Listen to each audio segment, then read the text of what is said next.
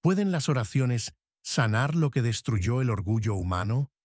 A veces, la vida nos enseña las lecciones más duras a través del dolor de la separación y la nostalgia por los seres queridos que están muy cerca, pero tan lejos de nuestro corazón.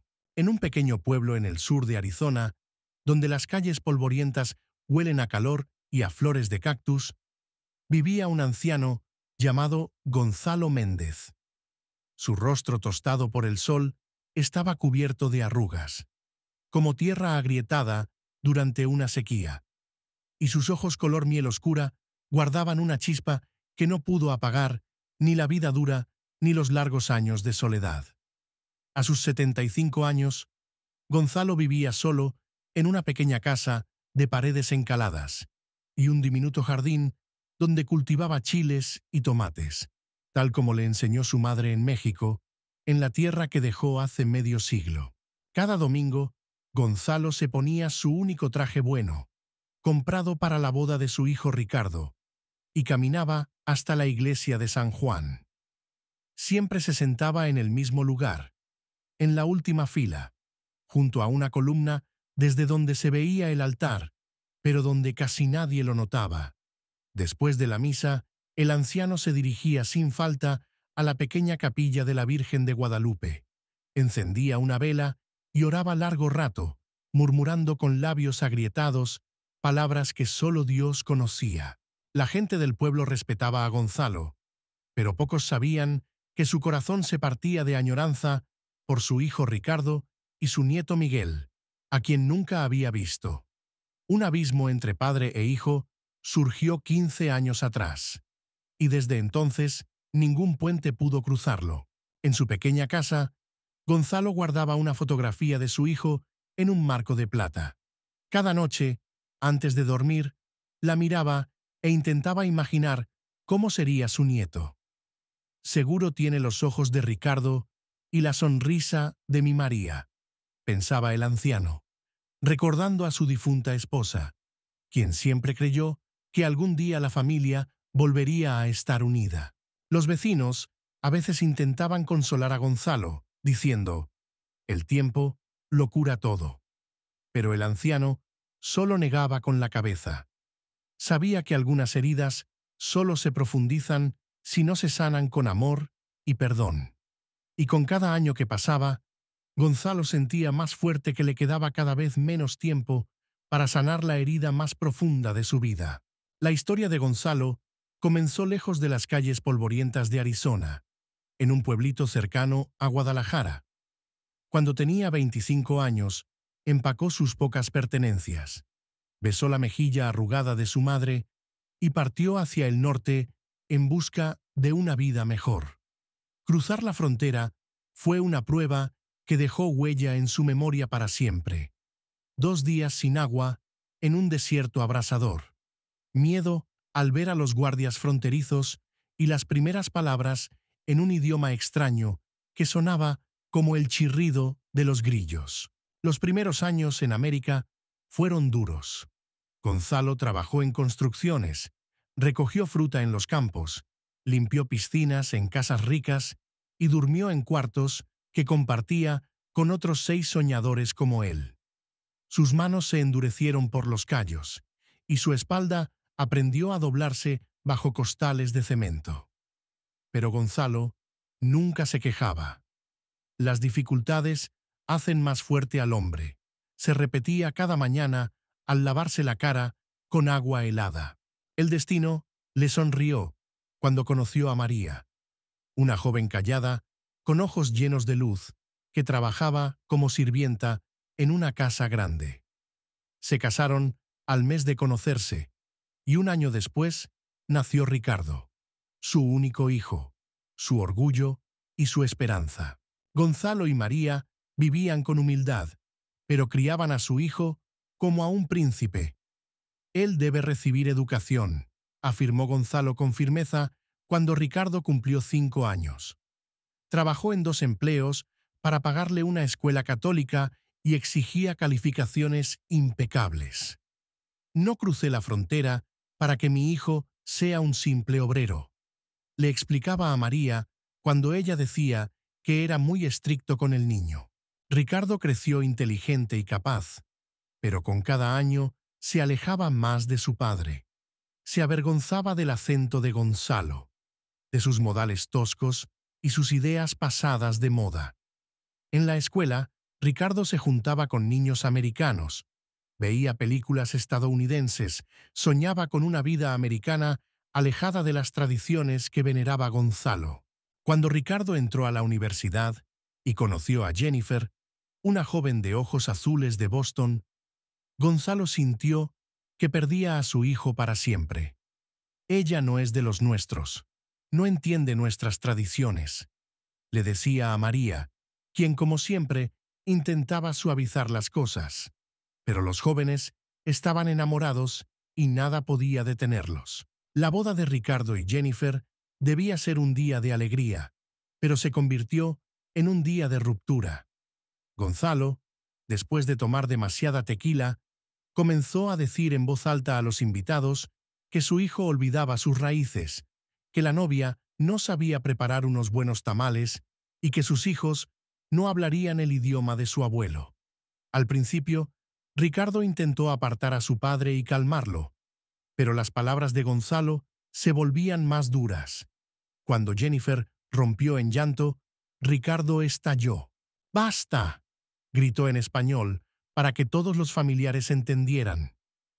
Siempre lo arruinas todo con tu orgullo. Toda la vida me has dicho cómo vivir, qué ser, con quién hablar. Ya no soy tu propiedad. Si no puedes aceptar a mi esposa, entonces no me aceptas a mí. A su alrededor, todos guardaron silencio. María intentó interponerse entre su esposo y su hijo, pero ya era tarde. Gonzalo se irguió con toda su altura y mirando a su hijo con ojos llenos de ira y dolor, pronunció palabras que no tienen vuelta atrás. Ya no tengo hijo. Se dio la vuelta y salió del salón sin despedirse de nadie. María corrió tras él, suplicándole que regresara, pero el anciano subió al coche y se fue. Esa fue la última vez que se vieron. Pasaron los meses, luego los años. El orgullo no permitió, ni al padre ni al hijo, dar el primer paso hacia la reconciliación. María intentó mantener el vínculo entre ellos. Llamaba en secreto a Ricardo.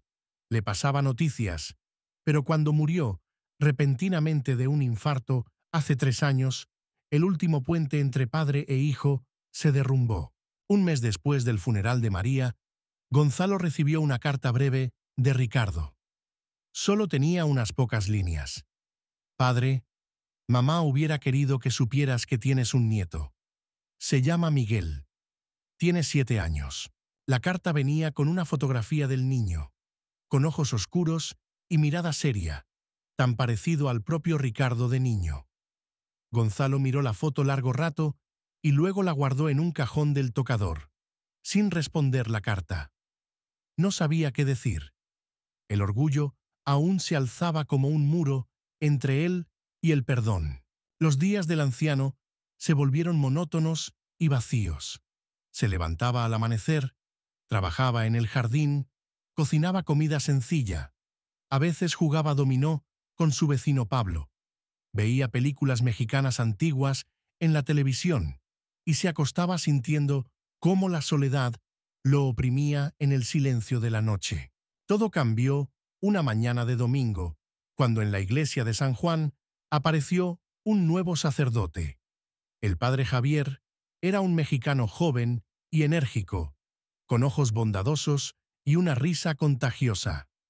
En lugar de sermones secos, contaba historias que tocaban el corazón de los feligreses. Ese domingo, el padre Javier habló sobre la parábola del hijo pródigo, pero desde una perspectiva inusual.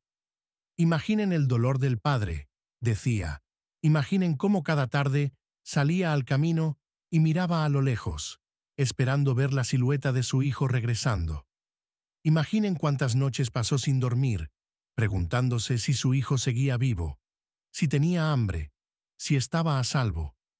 Pero lo más importante, imaginen su disposición a perdonar de inmediato, sin preguntas, sin condiciones, solo porque el amor es más fuerte que cualquier ofensa. Gonzalo se quedó inmóvil, sintiendo cómo cada palabra del sacerdote penetraba en su alma, como un cuchillo en una vieja herida. Después de la misa, cuando todos se habían ido, permaneció sentado en el banco, mirando el crucifijo. El padre Javier se acercó y se sentó a su lado. «Cada domingo, usted reza aquí, don Gonzalo», dijo en voz baja. «¿Qué pide en sus oraciones?» «Por la salvación del alma de mi esposa», respondió el anciano sin mirar al sacerdote. «¿Y no por la reconciliación con su hijo?», preguntó el padre Javier con tanta suavidad que Gonzalo no pudo enfadarse por la indiscreción. «Mi hijo tomó su decisión», respondió el anciano con terquedad. «Sabe», dijo el sacerdote, «la oración no es solo una petición a Dios para que cambie lo que nos rodea. A veces es una súplica para que Él nos cambie a nosotros mismos. A veces Dios responde a nuestras oraciones cambiando nuestro corazón». Esa noche, Gonzalo tuvo un sueño extraño. Vio a su nieto Miguel, a quien solo conocía por una fotografía. El niño estaba al borde de un acantilado, golpeado por las olas. Lloraba y gritaba: «¡Abuelo! ¡Abuelo!». Gonzalo intentaba alcanzarlo, pero no podía moverse, como si sus pies estuvieran pegados al suelo. Despertó bañado en sudor frío, con el corazón latiendo con fuerza. Durante todo el día siguiente, el sueño no se apartaba de su mente. «Solo fue un sueño», se decía Gonzalo. «El niño ni siquiera me conoce. ¿Por qué me llamaría?». Pero la inquietud no lo soltaba, y por la noche el anciano hizo algo que no hacía desde hacía muchos años. Se arrodilló ante el pequeño altar con la imagen de la Virgen María, que alguna vez perteneció a su esposa, y comenzó a orar por su hijo y su nieto. Desde aquella noche, la oración se convirtió en un ritual diario para Gonzalo. Cada mañana y cada noche se arrodillaba ante la imagen de la Virgen María y pedía protección para Ricardo y Miguel. Poco a poco, algo empezó a cambiar en su corazón. La ira y el resentimiento que había alimentado durante tanto tiempo comenzaron a desvanecerse, dando paso a la añoranza y a un nuevo sentimiento: vergüenza por su orgullo. Una mañana, Gonzalo sacó del armario una vieja caja con artículos de papelería. El papel estaba amarillento por el tiempo, la pluma casi seca, pero el anciano se sentó con decisión frente a la mesa. «Querido hijo», escribió, y se quedó inmóvil. ¿Qué decir a continuación? ¿Cómo expresar con palabras todo lo acumulado durante tantos años? La primera carta la arrugó y tiró. La segunda le pareció demasiado fría. La tercera, demasiado emotiva. Gonzalo escribió y reescribió hasta que finalmente se quedó con unas palabras simples y sinceras. «Querido Ricardo, me equivoqué. Le pedí a Dios que te ayudara a cambiar, pero resultó que el que tenía que cambiar era yo. Eres mi hijo, y nada puede cambiar eso. Me siento orgulloso de ti, aunque nunca te lo dije. Quiero verte y conocer a mi nieto Miguel. Si puedes encontrar en tu corazón el perdón para este viejo terco, aquí estaré esperando. Con amor, tu padre». Después de enviar la carta, Gonzalo empezó a esperar. Cada día recibía al cartero con esperanza, pero no llegaba respuesta. Semana tras semana, Gonzalo seguía orando y esperando. Para mantener ocupadas las manos y la mente, comenzó a trabajar en un regalo especial para su nieto. En su juventud, Gonzalo había sido un hábil tallador de madera, y ahora decidió retomar esa habilidad. Con un trozo de madera dura de mezquite, empezó a tallar una caja. En la tapa aparecieron figuras que contaban la historia de su familia: las orgullosas montañas de México, el peligroso camino por el desierto, el encuentro con María, el nacimiento de Ricardo.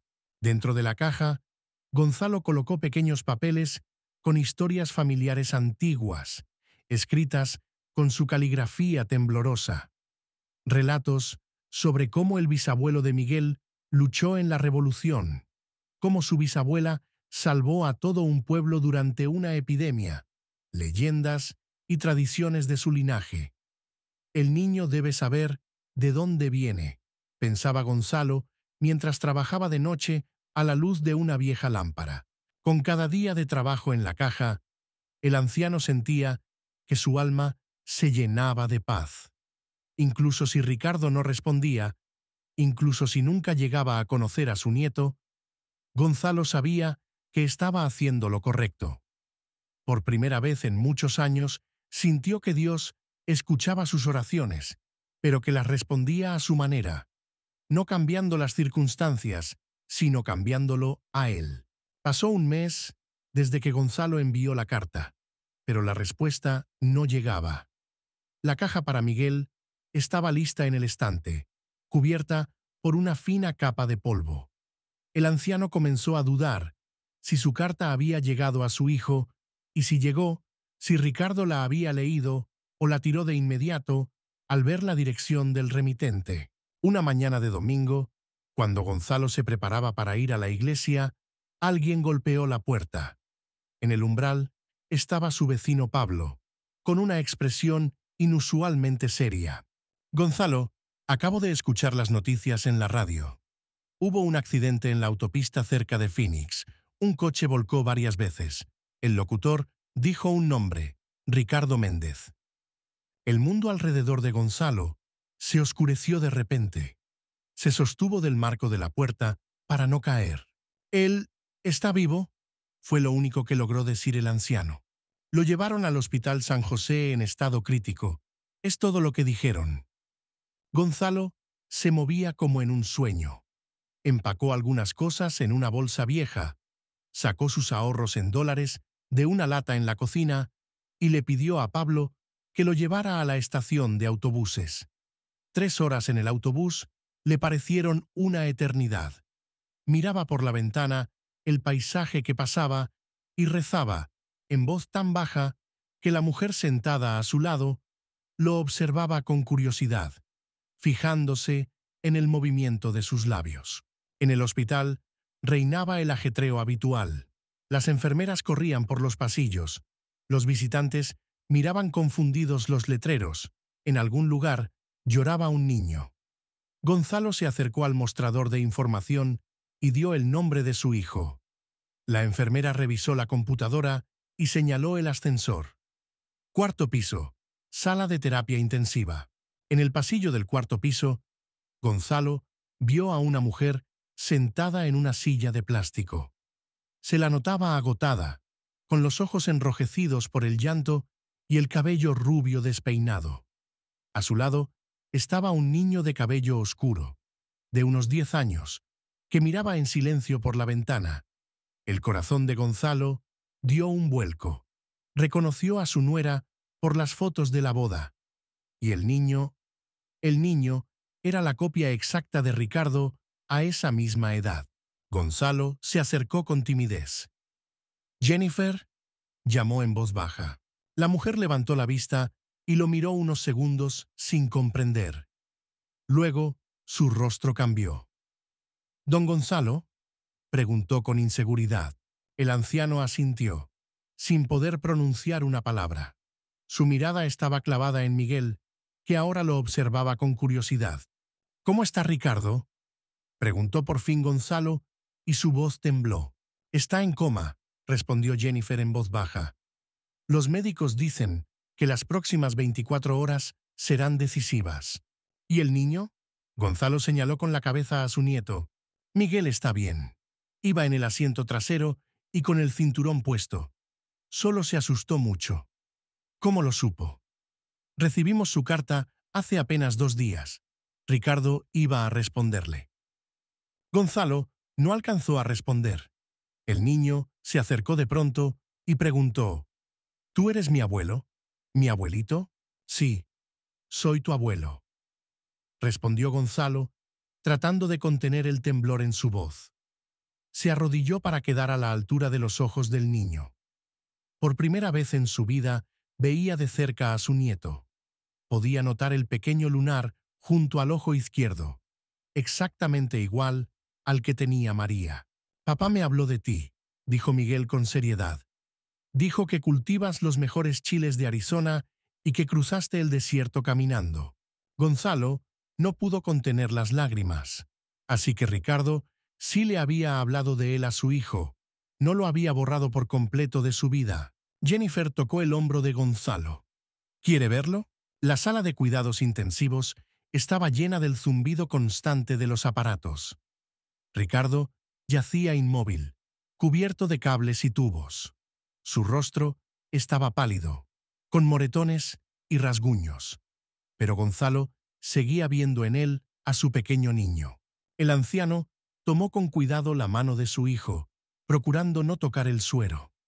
Ricardo susurró en español. «Soy yo, papá. Estoy aquí, hijo. Estoy aquí». Miguel se acercó por el otro lado de la cama y también tomó la mano de su padre. «Abuelo está aquí, papá», dijo en voz baja. «Ahora todo va a estar bien». Pasaron toda la noche junto a la cama de Ricardo. Gonzalo le contaba a su nieto historias sobre su padre en la infancia, sobre México, sobre la abuela María. Jennifer a veces sonreía entre lágrimas al escuchar aquellos relatos. Al amanecer, el monitor del ritmo cardíaco de Ricardo cambió su sonido. Jennifer se levantó de golpe para llamar a la enfermera, pero en ese momento los ojos de Ricardo se estremecieron y se abrieron lentamente. Primero miró a su hijo, luego a su padre, y en sus labios apareció una débil sonrisa. «Papá», susurró, «viniste. Ya no me iré nunca más», respondió en voz baja Gonzalo, apretando con más fuerza la mano de su hijo. La recuperación de Ricardo tomó varias semanas. Durante todo ese tiempo, Gonzalo se quedó en Phoenix, alquilando un pequeño cuarto cerca del hospital. Todos los días iba a ver a su hijo. Le llevaba comida casera que preparaba en la diminuta cocina de su alojamiento temporal, contaba noticias y pasaba horas jugando al ajedrez y a las cartas con Miguel, juegos que había aprendido en su infancia. Cuando llegó el momento del alta, Jennifer propuso de forma inesperada: «¿Por qué no se viene con nosotros a Arizona, don Gonzalo? Ricardo necesitará cuidados, y su casa es más grande que nuestro departamento». Así fue. En la casa de Gonzalo aparecieron nuevos habitantes, nuevos sonidos y olores. Miguel se adaptó rápidamente al jardín, ayudando a su abuelo a cuidar las plantas. Jennifer resultó ser una excelente ama de casa y aprendió rápidamente a preparar platillos mexicanos siguiendo las recetas que Gonzalo guardaba en una vieja caja de galletas de lata. Una tarde, cuando Ricardo ya podía salir al porche y sentarse en la vieja mecedora, Gonzalo llevó la caja que había hecho para Miguel. «Es para ti», le dijo a su nieto. «Aquí están las historias de nuestra familia. Algún día se las contarás a tus hijos». Miguel abrió con cuidado la caja y empezó a sacar pequeños rollos de papel con relatos. «Lee uno en voz alta», pidió Ricardo, y el niño desplegó el primer pergamino. Esa noche, sentados en el porche bajo el cielo estrellado de Arizona, 3 generaciones de la familia Méndez redescubrían su historia, y a la mañana siguiente, juntos, plantaron en el jardín un joven naranjo, símbolo de nuevas raíces y un nuevo comienzo. Mirando a su hijo y a su nieto trabajando juntos bajo los rayos del sol de la mañana, Gonzalo comprendió que sus oraciones habían sido escuchadas, aunque no de la manera que él esperaba. No el orgullo ni la terquedad, sino el amor y el perdón fueron la verdadera riqueza que podía transmitir a las generaciones futuras. Y en eso residía la mayor misericordia de Dios: darle al ser humano la oportunidad de corregir sus errores antes de que sea demasiado tarde. Gracias por acompañarnos en esta historia sobre el poder del perdón. La oración y la restauración de los lazos familiares. Todo vínculo roto puede ser sanado si encontramos el valor de dar el primer paso hacia la reconciliación. Si esta historia tocó tu corazón o te hizo reflexionar sobre tus propias relaciones familiares, por favor, apóyanos suscribiéndote al canal. Tenemos muchas más historias inspiradoras que queremos compartir contigo. No olvides también darle like y dejar un comentario. Es importante para nosotros saber qué sentimientos despertó en ti la historia del anciano Gonzalo y su familia reunida. Hasta la próxima entrega.